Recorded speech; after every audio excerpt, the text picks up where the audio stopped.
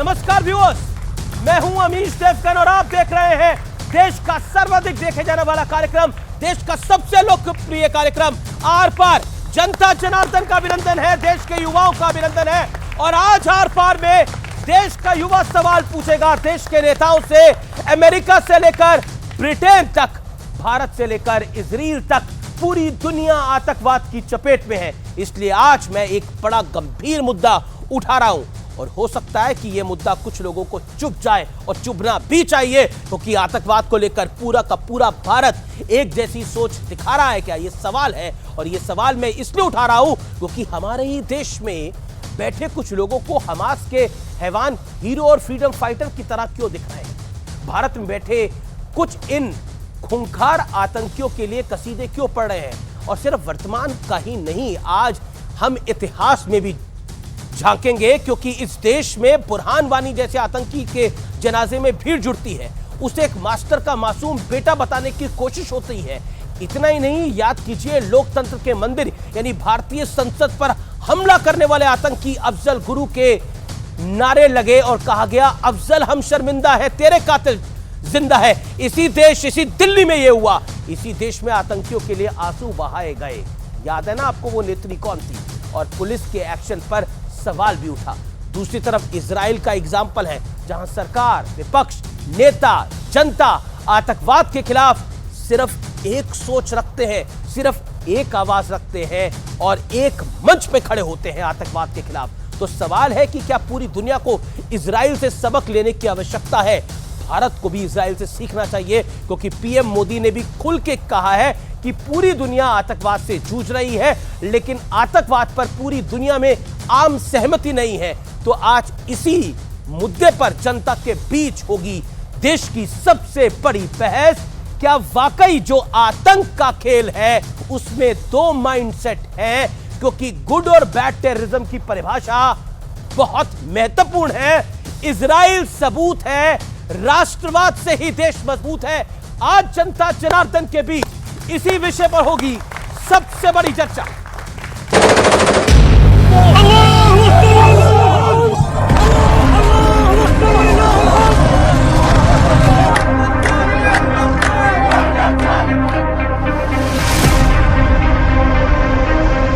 आपने अक्सर सुना और देखा होगा कि जहां जंग होती है वहां से लोग जान बचाकर भाग खड़े होते हैं।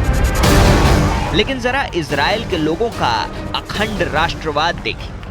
अलग अलग देशों में बैठे इजरायली दुश्मन से जंग लड़ने के लिए अपने वतन लौट रहे हैं।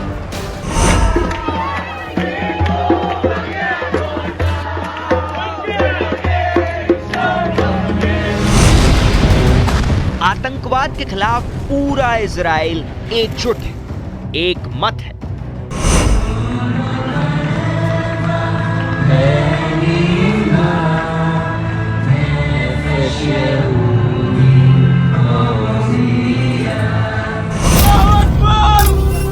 लेकिन जरा भारत के कुछ नेताओं और मौलानाओं का हाल देखिए। नरेंद्र मोदी भी जालिम है और इजराइल भी जालिम है, तो जालिम को जालिम के साथ जाना चाहिए। हमास आतंकवादी कैसे हो गया? क्या फलस्तीन का साथ देना कोई जुर्म है? हमें अफसोस होता है इस बात पर कि देश प्रजातंत्र से बहुत दूर जा रहा है। पूरी दुनिया जो है वो जब इजराइल जुल्म करता है, फलस्तीन को कत्ल करता है, तो वो खामोश रहते हैं। गाजा की जो स्ट्रिप है, आपने तो 16 साल से ब्लॉकेट करके रखा इजराइल ने वहां पर। 90 साल से फलस्तीनियों को दबाया जा रहा है। हमास को जब मीडिया आतंकवादी संगठन कहती है तो तकलीफ होती है। जिस तरीके से इंडिया में हमारे चंद्रशेखर आजाद हैं, भगत सिंह है, अंग्रेज उनको आतंकवादी कहते हैं, लेकिन हम लोग उनको फ्रीडम फाइटर कहते हैं, उनको सलाम करते हैं। हमास जो है वो आतंकवादी संगठन नहीं है, वो अपने जमीन के लिए लड़ा, वो एक फ्रीडम फाइटर है, तो उसे हम आतंकवादी नहीं कह सकते हैं। इस बीच प्रधानमंत्री मोदी ने भी आतंकवाद पर एक बड़ा बयान दिया है। टेररिज्म की परिभाषा को लेकर आम सहमति ना बन पाना, ये बहुत दुखद है। दुनिया के इसी रवैये का फायदा मानवता के दुश्मन उठा रहे हैं। लेकिन जिसे हक की लड़ाई कहा जा रहा था, उसका असली मकसद भी खुलकर सामने आ गया है। 510 مليون كيلومتر مربع وهي مساحة الكرة الأرضية سوف تعيش حالة لا ظلم فيها ولا قهر فيها ولا خيانة। लेकिन आज सबसे बड़ा सवाल है कि क्या हक की लड़ाई के नाम पर आतंकवाद का समर्थन किया जा सकता है? आज जनता के बीच इसी मुद्दे पर होगी देश की सबसे बड़ी बहस। तो आज इसी विषय पर होगी सबसे बड़ी चर्चा। इजराइल सबूत, राष्ट्रवाद से देश मजबूत, क्योंकि हमारे ही देश में बुरहान वानी का भी समर्थन होता है। हमारे ही देश में नारे लगते हैं, अफजल हम शर्मिंदा है, तेरे कातिल जिंदा है। मेरे साथ आज कौन कौन है? पहले तो जनता जनार्दन है, जोरदार तालियां जनता जनार्दन के लिए। गौरव भाटिया, बीजेपी के राष्ट्रीय प्रवक्ता, सुप्रीम कोर्ट के सीनियर एडवोकेट, के सिन्हा, मेजर जनरल रिटायर्ड रक्षा विशेषज्ञ। मेरे साथ विवेक श्रीवास्तव है, लेफ्ट के आइडियोलॉग है, उनका अभिनंदन है।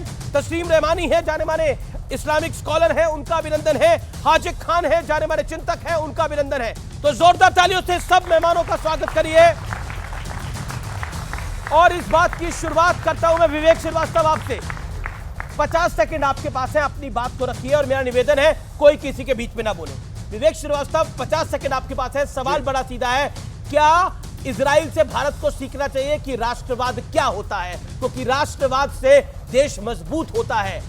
इजराइल से भारत को नहीं सीखना है, ना भारत को इजराइल से सीखना है। लॉन्ग लिव पैलेस्टीन, पैलेस्टीनियन लोगों के लिए लॉन्ग लिव हम कहेंगे, क्योंकि ये भारत की ऑफिशियल लाइन है 1931 से, जो महात्मा गांधी ने शुरू की थी और अटल बिहारी वाजपेयी तक चल करके आई।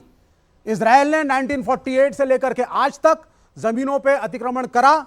पैलेस्टीन जो है एक ओपन प्रिजन के रूप में रह गया। आतंकवाद बुरा है, हम हमास के द्वारा की गई आतंकवाद का समर्थन नहीं कर रहे, लेकिन 70 साल से जो इजराइल कर रहा है जी, ये भी हमें देखना होगा। राष्ट्रवाद का मतलब लड़ाई झगड़ा नहीं, राष्ट्रवाद का मतलब राष्ट्र की सेवा। फैसिज्म राष्ट्रवाद नहीं होता है। हिटलर के राष्ट्रवाद को अगर भारत में लाएंगे, भारत तबाह होगा। फर्जी राष्ट्रवाद के बदले देशभक्ति लाइए, अपनी ड्यूटी करिए, जो काम आपको अलॉटेड है, जो नौकरी करते हैं, जो बिजनेस करते हैं, उसको ऑनेस्टी से करिए। जी जी जी, ये है वो राष्ट्रवाद। चलिए, आपने अपनी 52 सेकंड में बात समाप्त करी। गौरव भाटिया, अब आपके पास 50 सेकंड है। सवाल बहुत सीधा है। प्रधानमंत्री ने बोला आतंकवाद पर पूरी दुनिया में एक सोच होनी चाहिए, लेकिन तौकीर रजा ने बोला कि हमास तो आतंकी संगठन नहीं। और सिर्फ तौकीर रजा नहीं, हमने निरंतर बाइट्स दिखाई जिसमें कहा गया कि हमास आतंकी संगठन नहीं है, हमारे देश में हमास प्रेमी गैंग है एक पूरा। देखिए, सबसे पहले तो मैं ये कहना चाहता हूं, राष्ट्रवाद के बारे में वो बता रहे हैं जो 1962 का जब भारत चीन युद्ध हुआ तो चीनी नूडल्स खा रहे थे हक्का। वो बताएंगे कि राष्ट्रवाद क्या होता है। पहले तो लेफ्ट को ये बताएं। सबसे पहले ये बताओ, तौकीर रजा की हैसियत है कि वो प्रधानमंत्री नरेंद्र मोदी जी पे बोलेगा, जालिम बुलाएगा? जिसको जालिम बुला रहा है, जहां आ रहा था ऑपरेशन अजय में 212 भारतीय जो युद्ध में फंसे हुए थे, उनको सुरक्षित भारत कोई लाया है तो वो नरेंद्र मोदी जी है। ये गर्व की बात है। पहले तो दूसरी बात जी, ये सारे खड़े हैं, इनसे एक सवाल पूछिएगा। हमास आतंकवादी संगठन है और भारत खड़ा है इंसानियत के साथ, निर्दोष लोगों के साथ, जिनको हमास महिलाओं के साथ बलात्कार कर रहा है, लाश को उठा के गाड़ी पे रखता है, अल्लाह अकबर के नारे लगाए जा रहे हैं, छोटे छोटे बच्चों के सर काटे जा रहे हैं। और मैं यहां पूछता हूं, जो इस्लाम को मानने वाले हैं, हमारे भारत में भी 20 करोड़ मुसलमान हैं, वो बाहर निकल के क्यों नहीं आते कि उनके धर्म की आड़ में ये कसाई, ये दरिंदे महिलाओं के साथ बलात्कार कर रहे हैं। सबसे बड़ा प्रदर्शन तो यह होना चाहिए कि मेरे भगवान, मेरे ईश्वर, मेरे अल्लाह का नारा लगा के तुम ये पाप नहीं कर सकते हो। लेकिन दुख की बात है, दुख की बात है, जो मुसलमान निकलता है बुरहान वानी को बच्चा बताने के लिए, अफजल गुरु की फांसी को जुडिशियल किलिंग बताने के लिए, आज जब महिलाओं के साथ गलत हो रहा है तो वो चुप्पी साधे हुए हैं और इसलिए आज सवाल आता है इन लोगों से। आप बताइए, तस्लीम रमानी की बारी है। अल्लाह अकबर का नारा लगा के कोई आतंकवादी महिलाओं के साथ बलात्कार करता है तो आप लोग चुप क्यों? ठीक है, तस्लीम रमानी अब आपका वक्त है। नहीं, आतंकवाद का समर्थन हमास पे बोलिए, हमास पे ये कहना चाहते हैं कि अटल एक एक करके तस्लीम रमानी का वक्त है। Be fair to each other. Vivek Srivastava, be fair. Tasleem Ramani का वक्त है। वाजपेयी पे पूछिए पहले। अच्छा, एक सेकंड बोलेंगे नहीं। एक सेकंड कैलकुलेटर का रेफ्रिजरेटर है, दही जम जाती है इनके मुंह में। अच्छा ठीक है, let Tasleem Rahmani come in, let him respond. It is a very important topic, Tasleem Rahmani. और आज मैं ये सवाल आपसे इसलिए पूछ रहा हूं, हमास अगर वहां बच्चों को मारता है, औरतों के साथ रेप करता है, और जो दुर्दशा हमास ने करी, और हमास अपनी टेरिटरी बचाने के लिए नहीं गया था, वो वहां टेररिज्म फैलाने गया था, वहां वो डराने गया था। तो ये एक जो रीजनिंग दी जा रही है एक तरफ से कि हमास तो अपनी टेरिटरी बचा रहा है, तो जेरूसलम हमास की टेरिटरी तो है नहीं, तो वो उस टेरिटरी के अंदर खौफ करने गया था, यानी इजराइल के अंदर खौफ फैलाने गया था, और उनके बच्चों को मार के, उनके लोगों को मार के क्या करना चाह रहा था, और उस किलिंग को भी जस्टिफाई करने की कोशिश हो रही है भारत के अंदर। क्यों? देखिए, फलस्तीन और इजराइल में जो कुछ हो रहा है वो इंतहाई एक तकलीफ दे वाक़ है। पूरी इंसानियत जो है उससे, वहाँ के तमाम लोग जो बेकसूर लोग हैं उनका कत्लेआम हो रहा है, उसे कोई अप्रूव नहीं कर सकता। लेकिन उस कत्लेआम को लेके, एक इंसानियत सोच वाक़े को लेके हम अपने देश में डोमेस्टिक पॉलिटिक्स को सर्व करने की कोशिश करें और उसको पोलराइज करने की कोशिश करें, और ये चाहें कि उसके ज़रिए हम चुनाव जीत लें, तो इससे बड़ी कोई बदकिस्मती की बात नहीं हो सकती कि हम इंसानी लाशों के ऊपर खड़े होकर अपना चुनाव जीतने की कोशिश कर रहे हैं। ये सबसे ज्यादा बदकिस्मत बात है। और आपका इशारा है, क्योंकि इस पर सबसे पहले तो नहीं, आप समझाइए ना एक सेकंड, क्योंकि सीडब्ल्यूसी ने, आप जो बात कह रहे हैं, आपका वक्त है अभी पड़ा हुआ, क्योंकि सीडब्ल्यूसी ने सबसे पहले इसके ऊपर अपना पैराग्राफ निकाल के दिया, तो आपका इशारा कांग्रेस की तरफ से कि कांग्रेस खेल रही थी बगैर चीजों को जाने समझे। प्राइम मिनिस्टर साहब का सबसे पहले प्रधानमंत्री का क्या बयान आया? प्राइम मिनिस्टर साहब ने कहा कि वी स्टैंड विद इजराइल, ये बयान आया वजीर आज़म। तो हमास ने क्या किया? 2 दिन के बाद एमईए को, ठीक है, गलत सवाल का उत्तर नहीं देंगे तो लेट हिम कंप्लीट, इनका राइट है बोलना सर, लेट हिम कंप्लीट। हाजिर खान आपकी टर्न नहीं है, लेट हिम कंप्लीट, बोलिए। 2 दिन के बाद एमईए को वो स्टेटमेंट करेक्ट करना पड़ा, तो स्टेटमेंट तो आ गया ना कि आपने कॉन्स्टिट्यूएंसी को एड्रेस कर दिया। हमको मालूम है आरएसएस और बीजेपी का यहाँ पर क्या स्टैंड रहा है इजराइल के बारे में। इजराइल, आरएसएस बनी भी नहीं थी, तब से पहले से ये स्टैंड चला आ रहा है, ये इशू चला आ रहा है। आरएसएस बहुत बाद में बनी है, लेकिन आरएसएस का स्टैंड प्रो इजराइल हमेशा रहा है।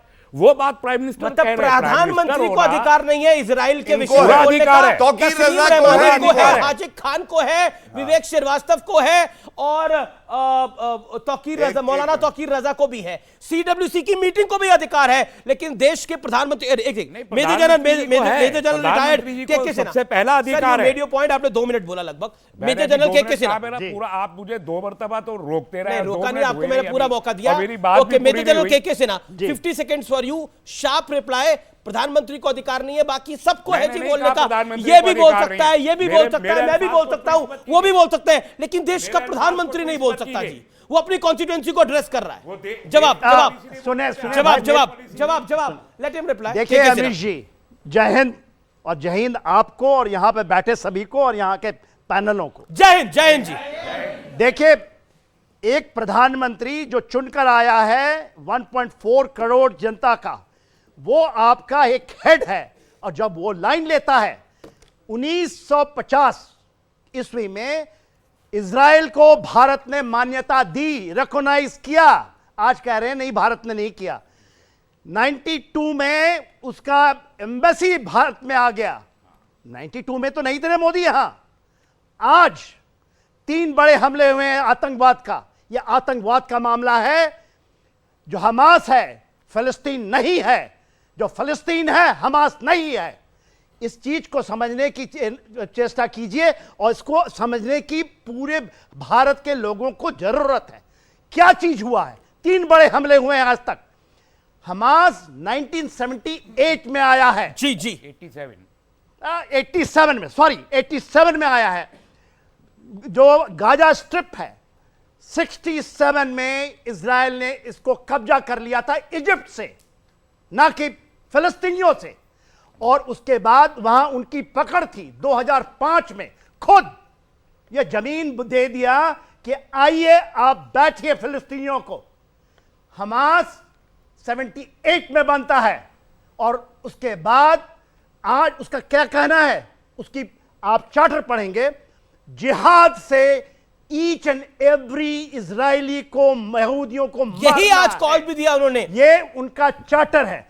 उसको यदि यहां बैठ करके कोई कहता है तो उससे बड़ा मानवता का दुश्मन, और उसने यही किया। आज क्यों मारा उन बच्चों को, क्यों उनके साथ रेप करते हैं? अब आपने अपनी बात को 1.5 मिनट लिखा। मैं हाजिक खान के पास जा रहा हूं, फिर गौरव भाटिया। एक सेकंड मैं आपको मौका दूंगा। हाजिक खान आपके पास 50 सेकंड है। हाजिक खान, आज हमास ने बोला today is the day of rage. Hold on audios down. बातें कर रहे हैं व्हाइट हाउस में। ये जो लेफ्ट एंड आप लोगों ऐसे लोग इस देश को, वॉर नैरेटिव है ये जो चलाया जा रहा है, और इजराइल के दिए हुए वीडियो में जो चलाया जा रहा है। क्या आपने उसके खिलाफ बोला? जो नक्शा इजराइल का 1948 में था। एक सेकंड आपने उसको देखा?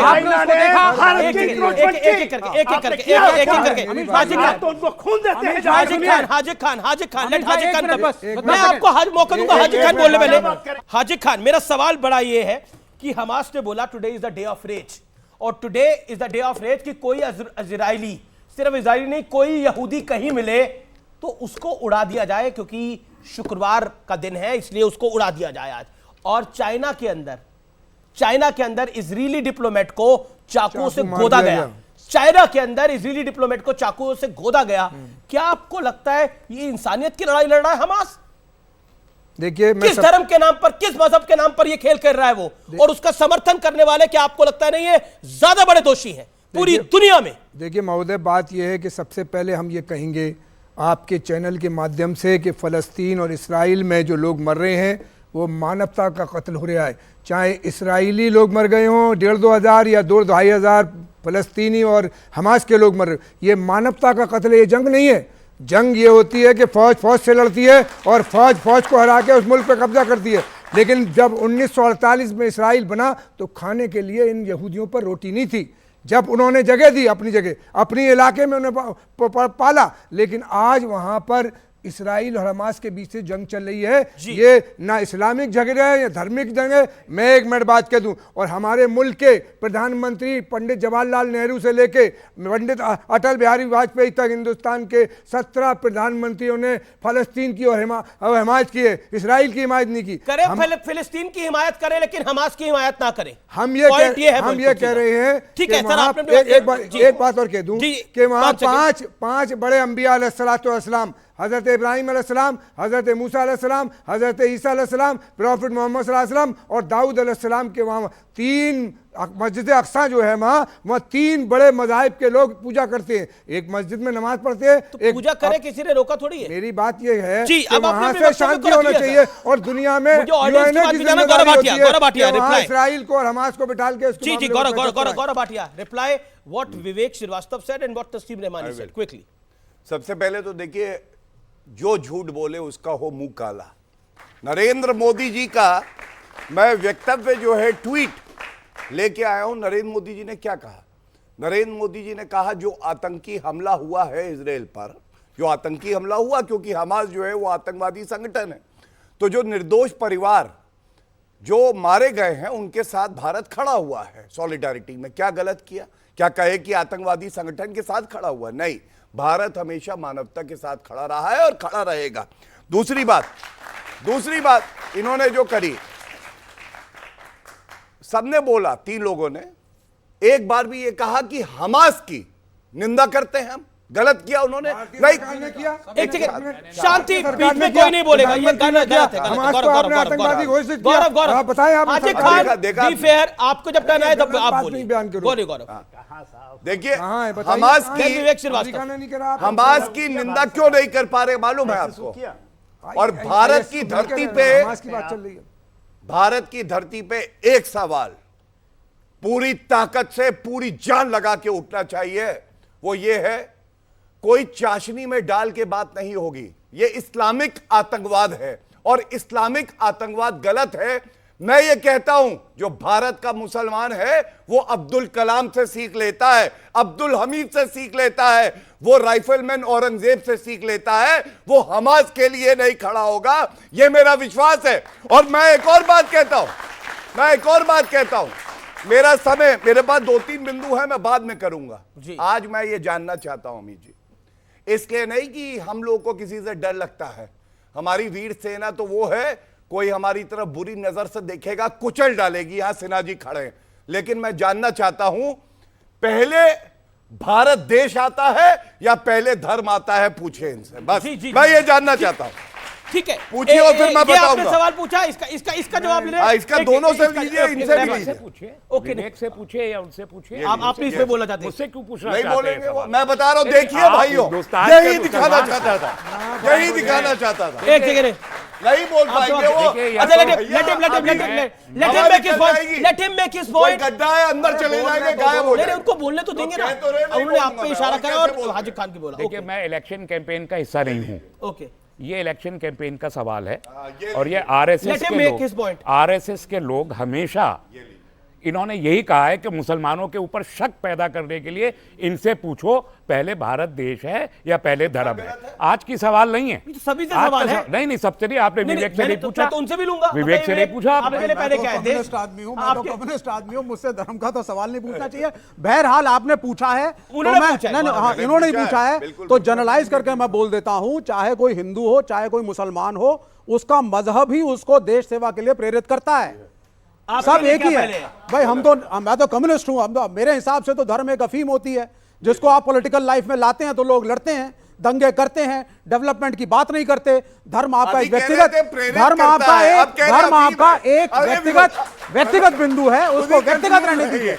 धर्म को सड़कों पे लाएंगे पर यहाँ तो धर्म के नाम पे लोग मार रहे हैं। नहीं, जो भी धर्म के नाम पे मार रहा हो, चाहे हिंदू हो, मुसलमान हो, इस्लामिक हो, गलत है। अब आप जवाब दे दीजिए। क्या जवाब? पहले धर्म या पहले मुल्क? नहीं, मैं इस बहस में कभी गया नहीं, बोल ही नहीं रहे। ये कम्युनल क्वेश्चन है। पहले धर्म या पहले मुल्क? मजहब नहीं सिखाता, आपस में हिंदी है, हम वतन है, हिंदुस्तान हमारा, सारे जहां से अच्छा हिंदुस्तान हमारा। हम कह रहे हैं आपके हमारा एक मिनट, इस्लाम धर्म ये कहता है कि जिस मुल्क में रहो उस मुल्क के साथ वफादार रहो और देश के साथ प्यार करो। पहले देश से पहले धर्म। सवाल बड़ा बेसिक है, पहले देश से पहले धर्म। अरे हम कह रहे हैं धर्म ही सिखाता है, हिंदू धर्म भी, सिख भी, ईसाई भी, सारे मजहब सिखाते हैं। देश ना, देश बड़ा देश बड़ा इस्लामी बता रहा है, देश बड़ा हिंदू धर्म भी बता रहा है। धर्म पहले। देखिए, मैं सिख रेजिमेंट का हूं, देश सेवा बरबोए है, शुभ कर्मन से कभी ना डरो, ना डरो जब आज बढ़ो, अति ही रन में जूझ मरो। हम जूझ मरने वाले लोग हैं। आपने कहा मातृभूमि, आप सुनिए, ये नहीं कह पाएंगे, मातृभूमि अपनी माता से भी बड़ी है। उसके बाद आता है धर्म। धर्म क्या है? धर्म क्या चीज है? धर्म तो नहीं सिखाता, नहीं है ये तो कहा गया, धर्म नहीं सिखाता आपस में बैर रखना। अरे धर्म से पहले देश है, जहां से मट्टी, ये 5 तत्वों की बनी हुई है पृथ्वी, इसमें तत्व है, आकाश है, इसमें पानी है। जब हम उसके नहीं हुए तो ये धर्मों का क्या? वतन अरे साहब, भी आएगी, 72 आवाज हमें देना, हर गांव पे हम होंगे। खाके वतन तुझ पे जब आँच भी आएगी, आवाज हमें देना, हर गांव पे हम होंगे। व्यूअर्स के पास जाना चाहता हूं, गौरव भाटिया। नहीं, विषय अंतर हो रहा है, विषय ये नहीं है। ये राजनीति एक करके ऑडियंस। ओके, एक दुनिया के सारे कानून बनाने वाले। गौरव, आपने क्या बात छेड़ दी? कोई शांति नहीं हो रहा। अच्छा, एक सेकंड, शांत। इजराइल पे अटैक हुआ, इजराइल के लोग जो बाहर काम कर रहे थे, वो अपने घर पे वापस आ गए। उन्होंने बोला हमें देश के लिए आगे बढ़ना है, हमें देश के लिए कुछ करना है, हम देश के लिए काम करेंगे आकर। और वहां पर ऑपोजिशन के नेता सबूत नहीं मांग रहे थे, जैसे हिंदुस्तान में याद है ना, कांग्रेस और अरविंद केजरीवाल ने सबूत मांगा था कि क्या उड़ाकर आए हैं भारतीय सेना, उसका सबूत दे। उधर किसी विपक्ष के नेता ने सबूत नहीं मांगा, विपक्ष के नेता मोर्चे पे सेना के साथ खड़े हो गए और कहा जो सरकार कर रही है हमारी वो सही कर रही है। हमारे यहां पे सबूत मांगा जा रहा था, हमारे यहां पर पाकिस्तान के अंदर हम आतंकियों को मार के आए थे, सबूत मांगा जा रहा था। आज ये याद करके शर्म नहीं आती विपक्ष के कुछ नेताओं को। 30 सेकंड और इसलिए मैं कहता हूं इजराइल से राष्ट्रवाद सीखना चाहिए। 30 सेकंड अनइंटरप्टेड चाहूंगा, फिर गौरव ठीक उसका है, उत्तर ओके ओके। पहली चीज 1931 में जूइश क्रॉनिकल में और 1938 के अंदर हरिजन के अंदर मैगजीन्स में महात्मा गांधी ने सीधा कहा था यह जमीन अरबियों की, पैलेस्टीनियनों की है और एक काल्पनिक देश की वजह से अगर यहूदी वहां आके रहना चाहते हैं तो लैंड का डिवीजन किस तरीके से हो और यह एनक्रोचमेंट गलत है। सर 1948 में जब इजराइल बना तो भारत ने उसको मान्यता नहीं दी नेहरू ने उसको मान्यता, और 1950 में ईरान एवं अन्य नॉन अलाइंड जो देशों के का गुट आया, नेहरू को समझाया, तब हमने उसको मान्यता दी। 1948 मेरे सवाल का भी जवाब, सर मैं आ रहा हूं उस पे। 1948 में इजराइल और पैलेस्टीन का जो नक्शा था जो बांटा गया, फिर उसको आप 1967 में देखिए, फिर 2023 में देखिए, इजराइल ने पैलेस्टीन का लैंड अक्वायर किया है। और आज अगर आप नक्शे को गूगल पे जाके चेक करेंगे तो 70% जमीनें पैलेस्टीनियनों की इजराइल ने अमेरिकी दबाव के साथ अमेरिका के फेवर में लेकर के ली हैं, जिसके लिए पैलेस्टीन के नागरिक लड़ रहे हैं। वो उनका राष्ट्रवाद है, वो उनका राष्ट्रवाद है। मैं हमास के वायलेंस को जस्टिफाई नहीं कर रहा, मैं हमास के वायलेंस को जस्टिफाई नहीं कर रहा, लेकिन ब्लाइंडली इजरायलियों को सपोर्ट देना, सिर्फ ये कह के इजराइल के राष्ट्रवाद से सीखना चाहिए कि नहीं सीखना चाहिए, सबूत मांगने चाहिए कि नहीं सबूत मांगने चाहिए। पृथ्वी पर स्टालिन के कम्युनिस्टों ने सबूत मांगने चाहिए, पृथ्वी पर सर किसको मार के आए हो, सर सुनिए, मांगने चाहिए कि सर नहीं मांगने चाहिए। इस पृथ्वी पर स्टालिन के कम्युनिस्टों ने हिटलर को मारा, ज्यूज की रक्षा करी। हम कम्युनिस्ट हैं, हम नहीं मानते, लेकिन आज हम पैलेस्टीनियंस के साथ खड़े हैं, आज हम पैलेस्टीनियंस के साथ खड़े हैं, उनके साथ इजराइल ज्यादती करता है सबको। ओके, गौरव भाटिया, लेट गौरव भाटिया रिप्लाई। गौरव भाटिया, क्या इजराइल से राष्ट्रवाद हमारे देश की पॉलिटिकल पार्टीज को सीखना चाहिए, हमारे देश के नागरिकों को सीखना चाहिए? सवाल बहुत सीधा है मेरा उत्तर भी बिल्कुल सीधा है। भारत वो देश है जिसने विश्व को युद्ध नहीं बुद्ध दिया है, और इजराइल सीखेगा हमसे राष्ट्रवाद। मैं आपको बताता हूं क्यों। ये जो डिबेट हो रही है, इस डिबेट में एक बात समझिएगा अमीश जी, हम लोग ये बात उठा रहे हैं, अगर आपकी मांग ठीक है उसको पाने का तरीका भी ठीक होना चाहिए। हम लोग गुलाम थे, एक स्वतंत्रता पूरा आंदोलन चला, बलात्कार नहीं किए गए, बच्चों के सर नहीं काटे गए। क्यों नहीं हुआ आपको मालूम है? क्योंकि नैतिकता के पैमाने में सबसे मजबूती से कोई खड़ा था तो वो भारत खड़ा था। मांग भी ठीक है, रास्ता भी ठीक है। लेकिन मेरा काउंटर क्वेश्चन है गौरव जी, आपने बोला कि हमें राष्ट्रवाद इजराइल से नहीं सीखना चाहिए, उल्टा इजराइल को भारत से राष्ट्रवाद सीखना चाहिए। क्या सीखे? सबूत मांगते हैं हमारे यहां पर लोग, क्या सीखे? इजराइल के सैनिक वहां किसको मार के आए हैं गाजा पट्टी के अंदर? सबूत दें इजराइल के सैनिक आकर, नेतन्याहू आकर। हमारे देश में एक नेता नहीं, कई नेताओं ने सबूत मांगा है, सबूत मांगा है। फॉरेन पॉलिसी कैसे आ गई इसके अंदर? फॉरेन पॉलिसी कैसे आ गई इसके अंदर? Gaurav Bhatia, reply to my question. Bharat देश जो है हमारे घर की तरह है, ये हमारा घर है। आप बताइए, घर की एक किवाड़ में अगर दीमक आ जाए तो पूरा घर गंदा हो जाता है क्या? उस दीमक को मार दिया जाता है। तो जो सबूत गैंग है, जो ला इलाहा इल्लल्लाह हमारा रिश्ता है आतंकवादियों से, वो आप धर्म विशेष के खिलाफ ना बोलें। ये तरीका ठीक नहीं है सर, आप धर्म विशेष के खिलाफ ना बोलें। अटल बिहारी वाजपेयी जी से, अरे फोन में बड़ी सारी चीजें आती हैं, सब दिखाते रहिए। अटल बिहारी वाजपेयी जी से वो कह रहे हैं भूमि उनकी है, फलस्तीनियों की। अटल बिहारी वाजपेयी प्रधानमंत्री रहे वो। अच्छा ठीक है, आप 10 सेकंड। कौन सा तरीका है? घबरा गए क्या? घबरा नहीं दिखा रहे हैं आप। दीमक बोला तो एकदम से इन्होंने घबरा के निकाल लिया मोबाइल। ऐसा क्यों है? आपको नहीं, आप बोल रहे हैं, हाजी खान, आप तस्लीम मेहमानी को बोलने दीजिए, आप सेल्फ कॉल कर रहे हैं लगातार। झूठ बोलते हो। हाजी खान, निवेदन मानिए मेरा। हाजी खान, जो बात मैं कह रहा था, आप हमास के आतंकियों की तुलना चंद्रशेखर आजाद से, आप भगत सिंह जी से करेंगे? अरे भगत सिंह जी के किसी ने करी तो नहीं? क्यों नहीं करी है? आप सारी चर्चाएं उठा लीजिए पिछले 3 दिन की, जितने लोग आ रहे हैं फंडामेंटलिस्ट, कुछ आम लोगों ने करी है, वो सारे लोग कह रहे हैं कि ये भी एक स्वतंत्रता का युद्ध चल रहा है। और मैं कहूंगा उनके जूते की नोक के बराबर नहीं है ये लोग जो ये बात उठा रहे हैं। एक बात अभी अब तस्लीम मेहमानी की बारी है, तस्लीम मेहमानी की बारी है। मैं आपको मौका दे रहा हूं। उसके बाद वो कह रहे हैं चुनाव हार रहे हैं इसलिए ज्यादा बोल रहे हैं, उसी का माहौल बनाना चाह रहे हैं। पिछली बार आए थे दिल्ली चुनाव में ऐसे ही बोल रहे थे, उसके बाद इनकी जमानत जब्त हो गई, 149 वोट आए थे भाई साहब। बताइए, वोट सबके गिन के रखते हैं आप। बात को मैं गंभीरता से नहीं लेता हूं। ये वही है जो लोकतंत्र में चुनाव लड़ना भी बड़ी बात है। शाहीन बाग में बिरयानी खा के आ जाते थे रोज शाम को, कह रहे थे आंदोलन करेंगे। और व्यूअर्स रुकेंगे एक ब्रेक के लिए, आर पार में ब्रेक के बाद एक बड़ी खबर के साथ वापस आ रहे हैं। आप देख रहे हैं आर पार, देश का सबसे ज्यादा देखे जाने वाला कार्यक्रम। तो बोलिए, हवा निकल गई, अब हमारे पे बोल नहीं पाएंगे, हमारे पे बोलिए।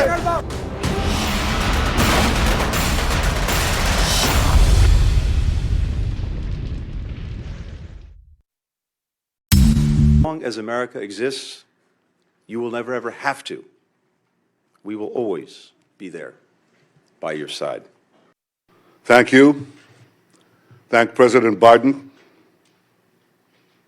And thank you to the American people for your incredible support for Israel in our war against the barbarians of Hamas. America के विदेश मंत्री एंटनी ब्लिंकन के इजराइल आने से पहले ही अमेरिका का एक विमान हथियारों की खेप लेकर इजराइल पहुंच गया है। इसी बीच अमेरिका ने लड़ाकू विमानों और मिसाइलों से लैस 2 युद्धपोत को इजराइल भेज दिया है। हमलावर स्मू होम से लैस अमेरिका के युद्धपोत अगर किसी जगह बम गिराना शुरू कर दें तो समझिए कि वो इलाका कब्रिस्तान में बदल जाएगा। इसकी ताकत और मिसाइलों की क्षमता बहुत अधिक है।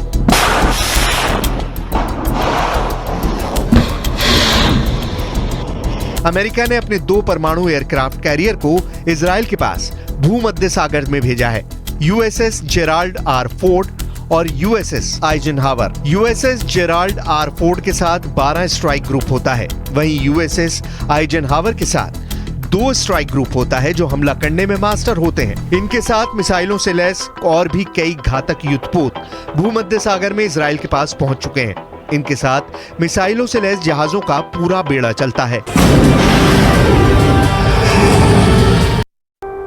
जिस वक्त हमास के आतंकी इजराइल में कत्लेआम मचा रहे थे, उस वक्त हमास का commander Mohammed Deif audio tape record कर रहा था। इजराइल में हुए संहार से इसकी सारी जिम्मेदारी इस हमास के कमांडर मोहम्मद दैफ की बताई जा रही है। एक आंख से देखने वाला, दोनों हाथ दोनों पैर से अपाहिज हो चुके इस आतंकी ने ही इजराइल की तबाही की संपूर्ण स्क्रिप्ट तैयार की थी।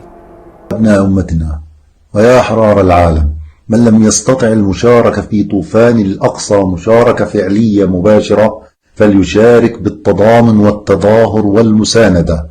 اخرجوا للساحات والميادين.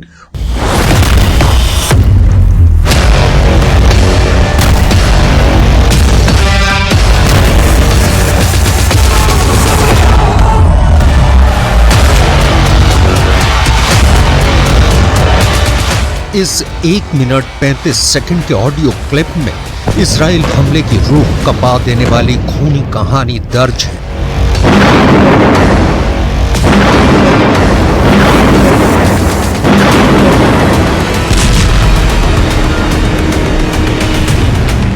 सिर्फ आवाज, बाकी कोई पहचान नहीं, क्योंकि वो अक्सर वीडियो में नकाबपोश ही नजर आता है या फिर सिर्फ उसकी परछाई ही दिखती है।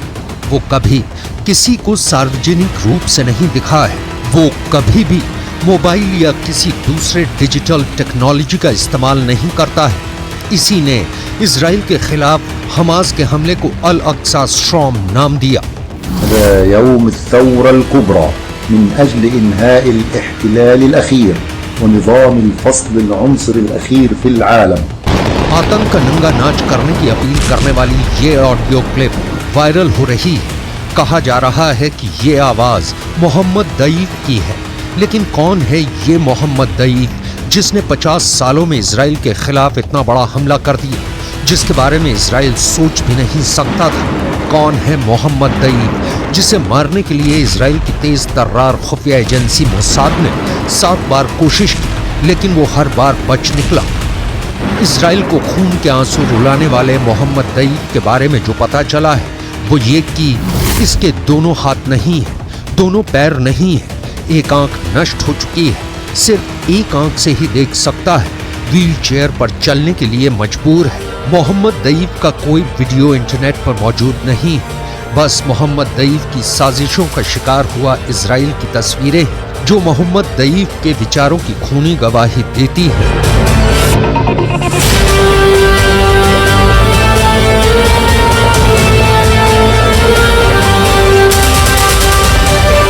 मोहम्मद दईब की तस्वीरें भी जो आप इस वक्त अपनी स्क्रीन पर देख रहे हैं वो 20 साल पुरानी है, यानी मोहम्मद दईब अभी कैसा दिखता है किसी को खबर नहीं। उसके बारे में गाजा पट्टी के लोगों को भी ज्यादा कुछ नहीं पता। मोहम्मद दईब को दुनिया भर में नया ओसामा बिन लादेन का नाम दिया जा रहा है। गाजा पट्टी में मोहम्मद दईब को लोग गेस्ट के नाम से जानते हैं, क्योंकि मौत का दूसरा नाम मोहम्मद दईब एक जगह कहीं ठहरता नहीं। मोहम्मद दईब को 9 जिंदगी पाने वाली बिल्ली भी कहा जाता है, क्योंकि कहा जाता है वो इजराइल के 9 बार के हमलों में अब तक बचता रहा है। लेकिन इंटरनेट पर मोहम्मद दईब के बारे में जो जानकारी मौजूद है उसके मुताबिक मोहम्मद दईब हमास के मिलिट्री विंग कस्साम का सुप्रीम कमांडर है। मोहम्मद दईब ही इजराइल पर थल और नभ यानी पैराग्लाइडर से हमले का मास्टरमाइंड है। इसी आतंक के आका ने इजराइल को दुनिया के नक्शे से मिटाने की प्लानिंग की थी। इसी की कमान में हमास के सैकड़ों आतंकवादियों को एक साथ इजराइल भेजा गया। इसी मोहम्मद दईब ने गाजा में बैठे बैठे इजराइल की सड़कों पर कत्लेआम की स्क्रिप्ट लिखी। इस मोहम्मद दईब ने गाजा पट्टी के 20 लाख लोगों की जिंदगी इजराइल की मिसाइलों की ओर मोड़ दी। अपाहिज आतंकी ने रात के अंधेरे में जो कुछ रचा उसे अब पूरा गाजा पट्टी भुगत रहा है।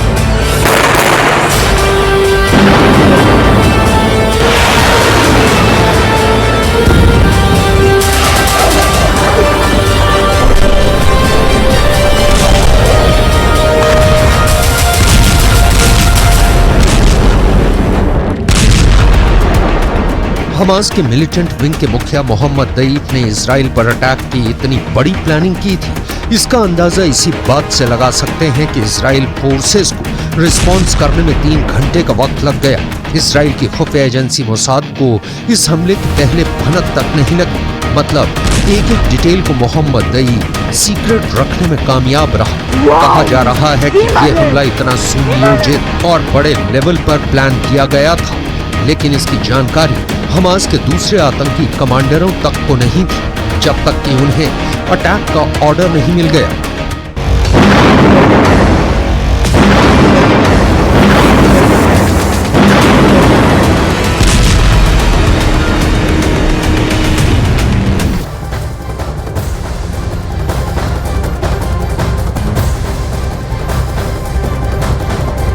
पहले ही हमास की तरफ से कहा गया था कि हमारी तरफ से जो है हमला किया जाएगा, लेकिन इजराइल ने कहा था कि देखिए एक एक आतंकी को चुन चुन कर मारेंगे। इन सबके बीच में अमेरिका की एंट्री हो चुकी है। अमेरिका ने दुनिया के सबसे बड़े युद्धपोत को इजराइल की मदद के लिए भेज दिया, यानी कि इस युद्ध में अब अमेरिका की एंट्री साफ तौर पर और सीधे तौर पर हो चुकी है। सिर्फ एक नहीं, अमेरिका के दो एयरक्राफ्ट कैरियर इजराइल के पास डटे हुए हैं और अमेरिका के युद्धपोत अगर किसी जगह बम गिराना शुरू करेंगे तो समझिए वो इलाका कब्रिस्तान में बदल जाएगा।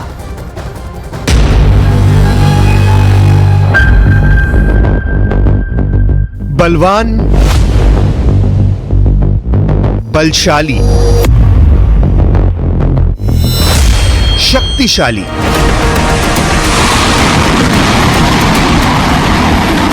शक्तिमान, जोरावर।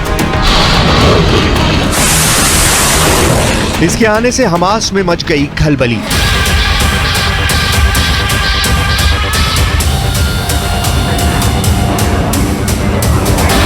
इजराइल की मदद करने आया अमेरिका का महाबली।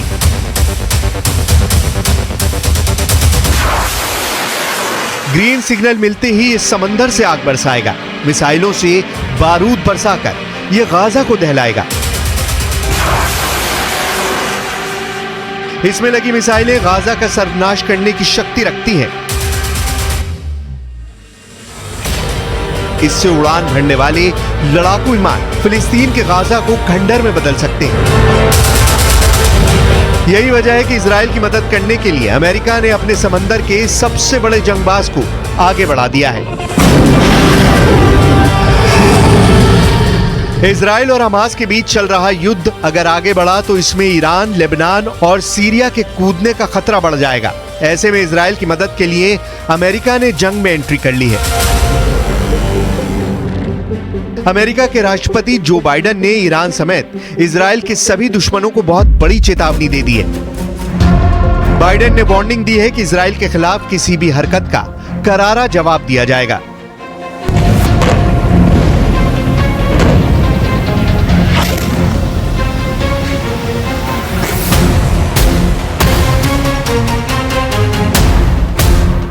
अमेरिका के विदेश मंत्री एंटनी ब्लिंकन इजराइल पहुंचे हैं। तेल अवीव में ब्लिंकन इजराइल के प्रधानमंत्री बेंयामिन नेतन्याहू से मिले, उन्हें मदद का भरोसा दोहराया। ब्लिंकन का यह दौरा बहुत बड़ा इशारा करता है।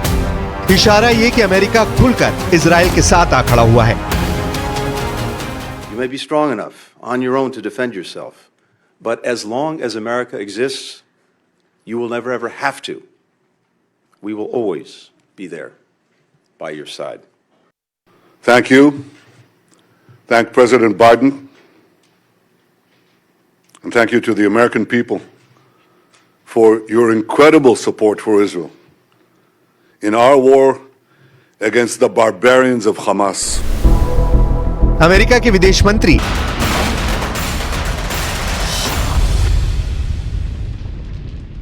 वेलकम बैक व्यूअर्स, आप देख रहे हैं आर पार का पब्लिक डिबेट। तस्वीर में बने आपके पास वो ज्यादा इंपॉर्टेंट है, मैं कहीं और जाके बात करूंगा। आपके पास आ रहा हूं मैं यहाँ पर मैं आपके पास आ रहा हूं। मैं चुनाव हारने वाले लोग यहाँ पर बैठ के और ये क्या बात करेंगे? ये क्या जाने हमास के साथ चुनाव लड़ने के बाद जीत जाएंगे, लेकिन भारत के बारे में कैसे लड़े थे? अब गौरव चंद, अब क्या मालूम है फलस्तीन के बारे में?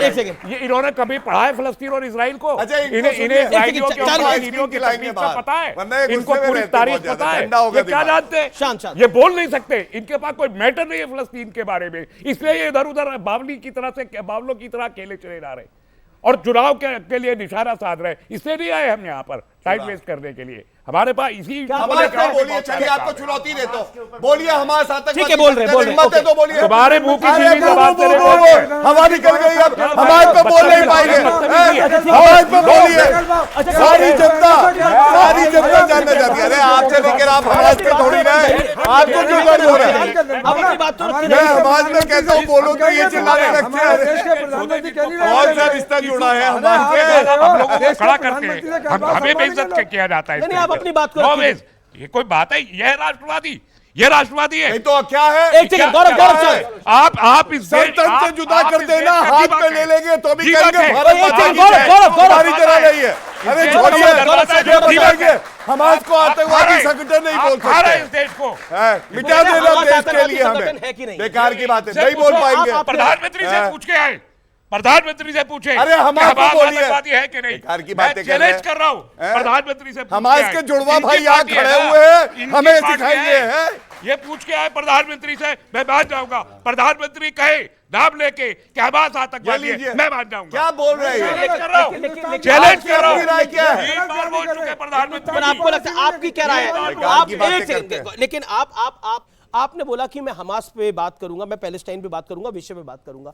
आप बताइए, इस देश के अंदर तौकीर रजा जैसे नेता हैं या फिर मौलाना हैं, वो जिस तरह की बयानबाजी कर रहे हैं, क्या आपको, और आप कह रहे हैं कि हम प्रधानमंत्री मोदी के मुंह से सुनना चाहते हैं। प्रधानमंत्री मोदी तो कहते हैं कि मैंने 9.5 साल में बहुत अच्छा काम किया है, मैं तो दोबारा चुन के आ रहा हूं, तो उनकी बात मानते हैं आप? नहीं ना। ऐसे ही आप हमास के विषय में कह रहे हैं कि मैं प्रधानमंत्री के मुंह से सुनना चाहता हूं, इस पर आप बोलना नहीं चाहते, ऐसा क्यों? देखिए, ये डिप्लोमेसी का इशू है, लोकल पॉलिटिक्स का इशू नहीं है। एक सेकेंड, तो अगर डिप्लोमेसी का इशू है और इसमें कोरे हैं गौरव भाटिया, तो मैं यही कहूंगा कि प्रधानमंत्री ने 3 बार स्टेटमेंट दे दिया, 7 तारीख से अब तक उन्होंने हमास का नाम क्यों नहीं लिया? इसका जवाब तो प्रधानमंत्री बता सकते हैं ना। कल हमारे जो MEA के स्पोक्स पर्सन है, आप कह रहे हैं कि डबल स्टैंडर्ड है, यहां कुछ और है और डिप्लोमेसी में कुछ और है। देखिए, कल MEA के स्पोक्स पर्सन ने भी जब बात की, उनसे भी ये सवाल किया गया कि क्या हमास को हम ऑफिशियली एक आतंकवादी संस्था घोषित करेंगे। आप क्या मानते हैं हमास तो को? उन्होंने ये कहा कि नहीं, क्या मानते पहले जो स्टैंड है भारत का वो तो जान लीजिए। उन्होंने ये कहा कि मैं रेलिवेंट अथॉरिटी नहीं हूं, रेलिवेंट अथॉरिटी नहीं हूं। प्राइम मिनिस्टर के स्टेटमेंट को उन्होंने पूछा गया MEA के स्पोक्स पर्सन से, उन्होंने कहा प्राइम मिनिस्टर का पर्सनल स्टेटमेंट है, मैं इस पे कमेंट नहीं करूंगा। ओके, के reply to this, then audience अपने सवाल तैयार रखिए, आप सवाल तैयार रखिए, मैं आ रहा हूं आपके पास। Amit ji 40 second sharp reply. विदेश मंत्रालय को ये बता रहे हैं, क्या बोला आप देख लीजिए, ऑनलाइन है और हमने तो उसको देखा भी है। देखिए बात क्या है, 3 बड़े हमले हुए हैं पूरे। हमास आतंकी संगठन है कि नहीं आपके अनुसार? टोटल इसमें कोई शक लगता क्यों? है? इसके 2 कारण बताइए। यूनाइटेड नेशंस ने कह रखा है हम सिग्नेटरी हैं। पहला तो ये सुने जबरदस्ती झूठ बोल रहे हैं आप। यूनाइटेड स्टेट्स आपको पता नहीं है, सारे देशों ने कह रखा है, अमेरिका ने कह रखा है, बाकियों ने कह रखा है, बस तस्वीर से मानी जी ने नहीं कहा है। रशा चाइना सब वो कह रहे हैं कि यूनाइटेड नेशंस ने कह रखा है हम सिग्नेटरी हैं। इनको नहीं पता, कुछ नहीं पता है। यूनाइटेड नेशंस ने 9 अक्टूबर की अपनी मीटिंग में भी अमेरिका और इजराइल के दबाव के बावजूद उसको आतंकवादी संगठन नहीं कहा। ठीक है, गौरव भाटिया वो कह रहा आतंकी संगठन नहीं कहा। मैं देखिए एक मिनट, देखिए मैं यहाँ पे इनको समझाने के लिए हूं नहीं, इनको क्योंकि समझ में आएगा नहीं। ये सोते हुए नाटक कर रहे हैं कि मैं सोया हूं, ये सोए हैं नहीं। प्रधानमंत्री जी का ट्वीट इसीलिए लेके आया हूं। क्या बोला है? शांत होइए पहले, आप बीच में अगर दोबारा बोले अच्छा नहीं है, अच्छा नहीं है, बस बोल दिया। आप इसमें क्या है, आप चीन जाइए, हक्का नूडल खाइए, आप सूप पीजिए, बीच में क्यों? नहीं, गलत बात है अमीर जी, मेरे बीच में ना बोले बस, क्योंकि इन्हें पता ही नहीं है, आपको पता नॉलेज भी नहीं है। सुनिए, प्राइम मिनिस्टर का एक मिनट पहले सुनिए, आप वो कह रहे हैं यूनाइटेड नेशंस ने करा है कि नहीं? यूनाइटेड नेशंस चुप रही है। क्यों चुप रही है? पहले की हिस्ट्री पढ़ी नहीं है, ना बोला हो तो बोलिए। ठीक है, अच्छा ऑडियंस के पास जाता हूं, मैं ऑडियंस के पास जा रहा हूं, मैं ऑडियंस के पास जा रहा हूं। नहीं अभी मैं अपनी बात पूरी करना चाहूंगा। पहली चीज अमीश भाई, आपने एक प्रश्न पूछा था कि ऑपोजिशन क्यों प्रश्न पूछता है प्रधानमंत्री से और बीजेपी और सरकार से? सबूत मांगता है, सबूत मांगता है ना, बिल्कुल मांगना चाहिए, क्योंकि प्रेजेंट गवर्नमेंट अमेरिका की लाइन को फॉलो करती है। मेरा यह आरोप है, उनके हिसाब से फॉरेन पॉलिसी डिसाइड करती है, मुझे दिखाना है, कैपिटलिज्म को फॉलो करती है, प्रेशर में आती है, जैसा इजराइल क्या सबूत मांगने चाहिए भारत की सेना से? जो जिसको लगता है वो हाथ खड़ा करे, सबूत मांगना चाहिए।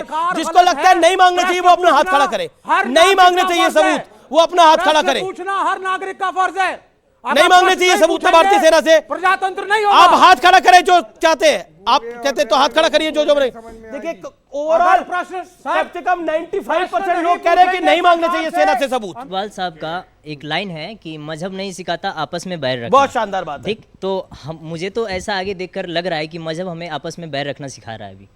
तो क्या ये आप लोगों के अनुसार सही है या गलत है? ये आपके अनुसार सही है कि गलत है? हमारे हिसाब से तो ये गलत है, मजहब के हिसाब से लड़ना नहीं चाहिए मजहब के नाम पर। लेकिन ये भारतीय जनता पार्टी की नीति है, 80-20 की राजनीति करो, हिंदू मुसलमान वाद करो, वोट को पोलराइज करो और सत्ता में आने की कोशिश करो। आप ये भाटिया सर से बताएंगे, भाटिया सर से जानना चाहते हैं। भाटिया साहब से इजराइल वाले मामले में 80-20 कैसे आ गए? गौरव भाटिया जवाब। अगर धर्म और देश में टकराव आए, विचारधारा का भी, संविधान और धर्म में टकराव आए, हर बार देश पहले होगा, संविधान पहले होगा, यही हमारी सीख है। और तभी हम लोग पंथ निरपेक्ष रह सकते हैं, भाई बहन बन के रह सकते हैं। भारत हमास को आतंकवादी संगठन मानता है, दूसरी ओर फिलिस्तीन की आज़ादी भी चाहता है, तो क्या भारत 2 नाव पे सवारी कर रहा है? उन्होंने बोला क्या देश कंफ्यूज्ड है, हमारा देश की डिप्लोमेसी कंफ्यूज्ड है? ये एक सवाल आया, इसका जवाब। देश बिल्कुल कंफ्यूज नहीं है। पहली बात, जैसा सिन्हा जी ने कहा, हमें समझना होगा कि पैलेस्टाइन और हमास एक नहीं है। और मैं इसीलिए नरेंद्र मोदी जी का ये वक्तव्य जो है ये लेके आया। उन्होंने बिल्कुल स्पष्ट किया कि निर्दोष मारे गए हैं और आतंकवादी संगठन जिसने मारा है उसकी निंदा करते हैं और निर्दोष लोगों के साथ खड़े हैं। मारा किसने? हमास ने। ये विश्व को पता है। अब इनकी समझ कम है तो अब क्या कर सके? विपक्ष के कई दलों ने फिलिस्तीन का समर्थन किया है, लेकिन कुछ विपक्ष के कई दलों ने कुछ चुप्पी साधे हुए हैं। तो इसकी वजह क्या विधानसभा और लोकसभा के चुनाव है? क्या वोट बैंक की पॉलिटिक्स के लिए सब कुछ हो रहा है? फलस्तीन के इशू को लेके भारत में जो कुछ हो रहा है ये वोट बैंक की पॉलिटिक्स है, जिसमें कांग्रेस भी इन्वॉल्व है। तो शुरू तो कांग्रेस ने करा ना कांग्रेस का। लेकिन अब आप देखिए वोट बैंक की पॉलिटिक्स का नतीजा क्या है। मध्य प्रदेश की एक बड़ी खबर है, भारत जोड़ो यात्रा का पोस्टर दिखाया और जेल में चले गए। आपने बोला भारत जोड़ो यात्रा का पोस्टर दिखाया और जेल में चले गए। ये सऊदी अरब में हुआ है। एक जनाब कांग्रेस के नेता है, ब्लॉक प्रमुख है रजा कादरी, वो मक्का में कांग्रेस का पोस्टर लगाकर खड़े हुए थे, उनको पकड़ लिया गया। उनको असल में फरवरी में आना था, लेकिन वो अक्टूबर में आए हैं। 8 महीने वहां जेल में रहे हैं वो, भारत जोड़ो यात्रा का पोस्टर दिखाने के चक्कर में। वो भी वोट बैंक के चक्कर में घूम रहे थे। उनको लग रहा था वहां मैं पोस्टर दिखा दूंगा, यहां मुझे टिकट मिल जाएगी और कांग्रेस खुश हो जाएगी और मैं जीत जाऊंगा। लेकिन जनाब पहुंच गए सीधा जेल के अंदर। वो पीछे उनकी तस्वीर चल रही है। ये सच्चाई है। और हालांकि वो डिनाई कर रहे हैं कि उनको कोड़े नहीं पड़े हैं, लेकिन प्रावधान सऊदी अरब में कोड़े पड़ने का भी है। और सोशल मीडिया पे वायरल है कि उनको 80 से 90 कोड़े भी पड़े हैं इसके बदले। तो ये हालात हुए हैं, ये हालात हुए हैं। तो वोट बैंक की आपने जो बात करी, तो वोट बैंक के हालात तो ये है। गौरव भाटी, इस वोट बैंक की पॉलिटिक्स पे आप कुछ कहना चाहते हैं? देखिए, अबे भारत तो था नहीं, आप मंदिर में कुछ दिखा के आ जाओगे, आपको कोई कुछ पकड़ेगा नहीं। वो सऊदी था, पकड़ के जेल में भी डाला। और जो सोशल मीडिया पे चल रहा है, मुझे नहीं पता कितना सही है गलत है, वो तो डिनाई कर रहे हैं, कोड़े भी पड़ गए हैं उनको साथ में। गौरव भाटिया, देखिए ऐसा है, जो कांग्रेस तो सावधानी बरतिए, आगे से कोई ना करे ऐसा कर्म। कांग्रेस बिना सोचे समझे हर गड्ढे में कूद जाती है, हर डिबेट में आती है। अमीर जी आज गायब है, आपको मालूम है क्यों? क्योंकि वोट बैंक ना खिसक जाए मेरा, इसलिए डिबेट ही पे ना हो। और ये उनका रेजोल्यूशन है। कहीं भी हमास की निंदा नहीं करी और कहीं भी ये नहीं कहा है कि जो निर्दोष लोग प्रताड़ित किए जा रहे हैं उनके साथ कांग्रेस पार्टी खड़ी है। इसकी वजह क्या है? इसकी वजह ये है, इनको ये लगता है जो भारत का मुसलमान है, जो अपने वतन से प्यार करता है, वो ऐसी कट्टर सोच के साथ खड़ा होगा। और मैं दावे से कहता हूं, यहां का मुसलमान भी कांग्रेस को लात मारेगा या तुष्टीकरण जो पार्टी करती है, क्यों लग रहा है इंडिया गठबंधन को, इंडिया गठबंधन को क्यों लग रहा है खड़ा नहीं होगा? हमास के समर्थन से या फिर पैलेस्टाइन के इनडायरेक्टली समर्थन से, उनकी निर्ममता के समर्थन से उनको फायदा मिल जाएगा देश के अंदर। कोई भी निर्ममता आतंकवाद के साथ नहीं है, INDIA का कोई भी घटक दल साथ में नहीं है, लेकिन पैलेस्टीन के साथ हैं, उनके कॉज के साथ हैं। ओपन एयर तो आज की डेट में हमास क्या कर रहा है? पैलेस्टीनियंस, आप इजराइल की निंदा करिए। देखिए ये दिखाना चाहते हैं बीजेपी वाले चुनाव के पहले 80-20 के चक्कर में कि देखो भाई ये हमास वाले मुसलमान हैं, देखो बीजेपी ने बोला ना, इस देश में भी यही होगा, नहीं होगा, हिंदू एकत्रित हो। सुनिए, ये दिखाना चाहते हैं। ये न्यूज 18 देश का सबसे प्रतिष्ठित चैनल है। खबर इन्होंने दिखाई, वीडियो इन्होंने दिखाया, महिलाओं के साथ बलत्कार हुआ, लाशों के साथ जो व्यवहार किया गया, ये यहाँ खड़े होकर कह रहे हैं। ये देखिए, और अमीर जी, और मैं कह रहा हूं सही है, गलत है, बस बताइए। आपने बोला नेशनल मीडिया भी गलत है, इंटरनेशनल मीडिया भी गलत है, आपका ये फोन ठीक है। फेक न्यूज की जो चेकर है ना, फेक न्यूज चेकर बता रहे हैं जो दुनिया में जिनको अवार्ड मिला है, चाहे वो किसी कौन? मैं नाम नहीं बताऊंगा। मैंने बोला नाम बताइए, आपने बोला मैं नाम नहीं बताऊंगा। उन्हें छुपा के तो रखना चाहते हैं आप। देखिए ये सब कुछ हो रहा है इजराइल और हमास के बीच में। हमारे देश के कुछ नेताओं को, कुछ बुद्धिजीवी वर्गों को लग रहा है कि देखिए हमास के समर्थन में अगर खड़े होंगे तो एक बड़ा मैसेज चला जाएगा। आखिरकार वो हमास के समर्थन में क्यों हैं? ये वही लोग हैं जो भारत की सेना से सबूत मांगते हैं। ये वही लोग हैं जो भारत की सेना को कटघरे में खड़ा करते हैं। ये वही लोग हैं जो भारत की तरक्की पे सवाल उठाते हैं। ये वही लोग हैं जो भारत को ऊपर बढ़ने देना नहीं चाहते हैं। मेरा निवेदन है, राष्ट्रवाद की लौ आपको जला के रखनी पड़ेगी, क्योंकि राष्ट्र है तो आप है, राष्ट्र है तो मैं हूं, राष्ट्र है तो हम सब हैं। राष्ट्रवाद क्यों जरूरी है और उस राष्ट्रवाद में सनातन का क्या एंगल है, यह भी समझ लेना चाहिए। और व्यूअर्स, अब आर पार में वक्त है सत्य और तथ्य का। दुनिया भर में आजकल उथल पुथल मची हुई है। ऐसे में उत्तर प्रदेश के मुख्यमंत्री योगी आदित्यनाथ ने दुनिया पर छाए संकट के बादलों की छाया को हटाने के लिए एक शानदार उपाय बताया है। आप भी सुनिए। विश्व शांति की गारंटी केवल सनातन धर्म हो सकता है और भारत हो सकता है, बाकी कोई और नहीं हो सकता। योगी आदित्यनाथ ने क्यों विश्व शांति के लिए सनातन को समाधान बताया, अब यह भी समझ लीजिए। पूरी दुनिया इस वक्त डायरेक्ट या फिर इनडायरेक्ट युद्ध की आग में झुलस रही है।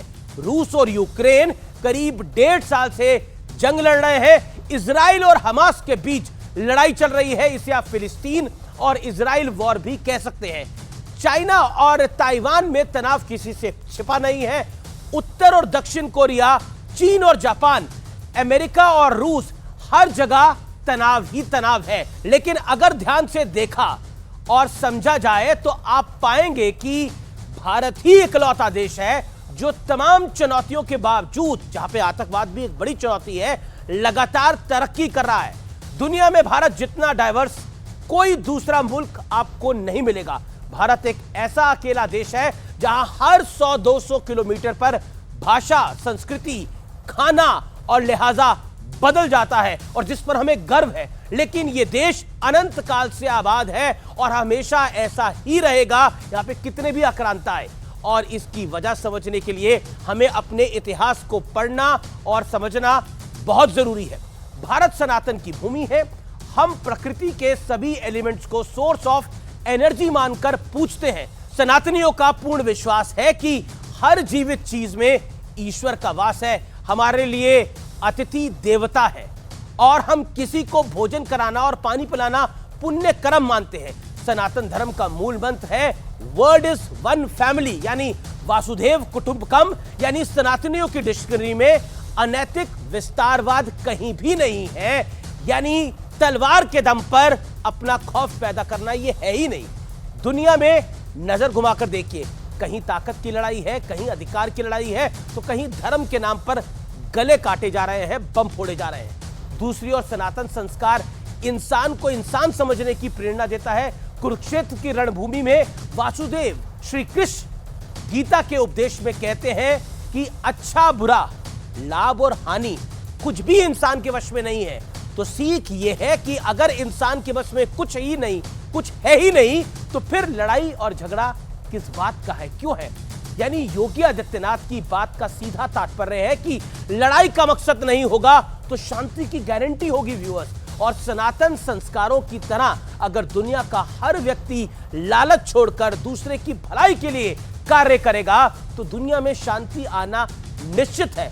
कोरोना काल को याद करिए, भारत के सनातन संस्कारों का प्रभाव पूरी दुनिया ने देखा, प्रभाव देखा। उस दौर में हमने ना सिर्फ अपने लोगों की जान बचाई बल्कि कई देशों को वैक्सीन और दवाओं के साथ मदद करी। ये हमारी संस्कृति और हमारे संस्कार ही तो थे, और ऐसा हमने इसलिए किया क्योंकि यही हमारे संस्कार हैं। हम तो सबकी शांति की कामना करते हैं। हम कहते हैं ओम शांति अंतरिक्ष, ओम शांति पृथ्वी, ओम शांति सर्व शांति, शांति शांति शांति ओम। हम तो ये कहते हैं, इसीलिए कहा जाता है कि सनातन शांति का संदेश है। व्यूअर्स, आज जो मैंने आपके साथ बात साझा करी, ये इस तनाव के माहौल में आपको जरूर